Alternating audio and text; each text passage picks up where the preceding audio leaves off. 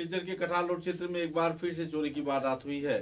चोर के गिरोह ने खिड़की के कई पुर्जे तोड़कर घर के अंदर प्रवेश किए और चोरी की वारदात को अंजाम दिया, जिसके चलते लोगों में काफी क्षोभ की स्थिति बनी हुई है।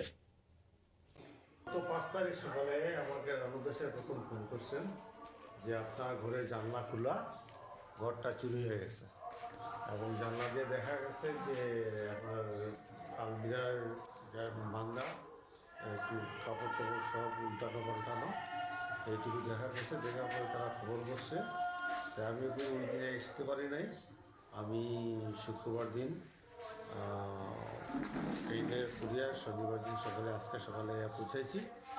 পৌঁছে এসে দেখলাম যে সমস্ত ঘরে আলমিরার তিনটা খোলা, জিনিসপত্র সব করা এবং প্রচুর শাড়ি মিসিং এবং কাঁসার যত বাসনপত্র ছিল সব মিসিং। একটা ট্যাঙ্কের ভিতরে অনেক কাঁসার বাসন ছিল, সব নিয়ে গেছে, কোনো কিছুই নেই।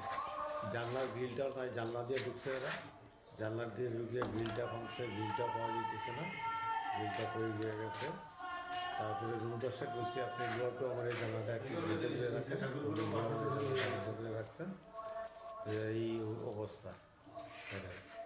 অনেক জিনিস নিয়ে গেছে, 2টা ল্যাপটপ নিয়ে গেছে, একটা আমার ছেলের ল্যাপটপ, একটা আমার ল্যাপটপ, একটা লেদারের ব্যাগ আসছিল ওইটা নিয়ে গেছে, শাড়ি অনেকগুলোই নিয়ে গেছে, কাঁসার বাসন পিতলের বাসন একটাও নেই, সব নিয়ে গেছে।